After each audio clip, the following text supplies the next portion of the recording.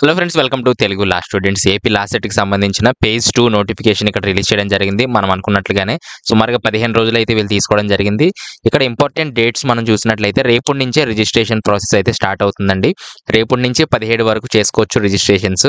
ఎవరు చేసుకోవాలంటే ఎవరైతే ఫస్ట్ పేజ్‌లో రిజిస్ట్రేషన్ చేసుకోలేదో వాళ్ళు మాత్రమే చేసుకోవాలి. ఎవరైతే రిజిస్ట్రేషన్ చేసుకొని వెరిఫికేషన్ అంతా అయిపోయి మళ్ళీ వేరే కాలేజ్‌కి వెళ్ళాలనుకుంటున్నారో వారు డైరెక్ట్‌గా వెబ్ ఆప్షన్స్ అయితే పెట్టుకోవచ్చు. ఇంకా రిజిస్ట్రేషన్ మళ్ళీ ఫీ పే చేయడం గానీ అయన్నీ అవసరం లేదండి. ఆల్రెడీ ఫస్ట్ పేజ్‌లో చేసుంటే, ఒకవేళ చేయని వారు మాత్రం మొత్తం టోటల్‌గా ఇవన్నీ కూడా సర్టిఫికేట్ వెరిఫికేషన్ ఇవన్నీ కూడా ఫాలో అవ్వాల్సి ఉంటుంది. రిమైనింగ్ ఎవరైతే కాలేజెస్ చేంజ్ చేసుకోవాలనుకుంటున్నారో డైరెక్ట్‌గా 20వ తారీఖు వెబ్ ఆప్షన్స్‌లో అయితే పార్టిసిపేట్ చేయండి. ఫస్ట్ రేపు నుంచి 17 వరకు రిజిస్ట్రేషన్ ప్రాసెస్ ఉంటుంది. ఏ విధంగా రిజిస్ట్రేషన్ చేయాలనేది ఆల్రెడీ వీడియో చేయడం జరిగింది. How to do candidate registration అని చెప్పి. అవి డిస్క్రిప్షన్‌లో ఇచ్చేస్తాను అన్నీ కూడా. అక్కడి నుంచి మీరు వాచ్ చేసి ఈజీగా మీరు క్యాండిడేట్ రిజిస్ట్రేషన్ అయితే చేసుకోవచ్చు.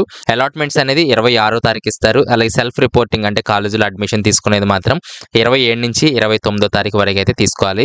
ఇవైతే ఇంపార్టెంట్ డేట్స్ అండి. అలాగే ఇక్కడ మళ్ళీ సెకండ్ పేజ్‌కి సంబంధించిన కాలేజెస్ లిస్ట్ కూడా అప్డేట్ చేయొచ్చండి. మేబీ కొన్ని కాలేజెస్ యాడ్ చేస్తే చేయొచ్చు. అలాగే ఇక్కడ మనం క్లిక్ చేసినట్లయితే పేజ్ 2 నోటిఫికేషన్ ఈ విధంగా మనకు ఓపెన్ అవ్వడం జరుగుతుంది.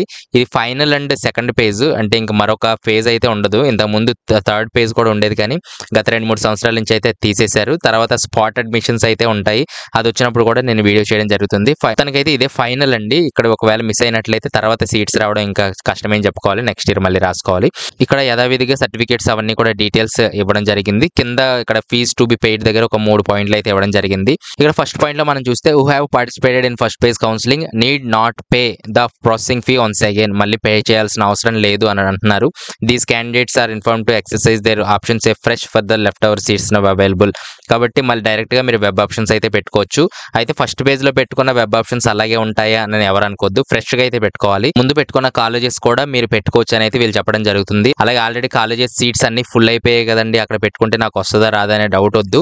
మేబీ అక్కడ మారే వాళ్ళు కూడా ఉంటారు కాబట్టి మీకు నచ్చిన కాలేజీలో అయితే పెట్టుకోండి అని అయితే వీళ్ళు సలహా ఇవ్వడం జరుగుతుంది. దీనికి సంబంధించి ఏదైనా మాట్లాడాలంటే కాల్ మీ 4 యాప్ లో నాతో మాట్లాడొచ్చు. డిస్క్రిప్షన్ లో యాప్ లింక్ ఇస్తాను, అక్కడ నుంచి డౌన్లోడ్ చేసుకొని చేయొచ్చు. తర్వాత ఎవరైతే రిజిస్ట్రేషన్ ఫీ ఫస్ట్ పేజ్ లో పే చేయలేదో వాళ్ళు మాత్రం పే చేయాలి. SST PH కి అయితే 500 రూపీస్, రిమైనింగ్ అంతా కూడా 1000 రూపీస్ అయితే పే చేయాలి.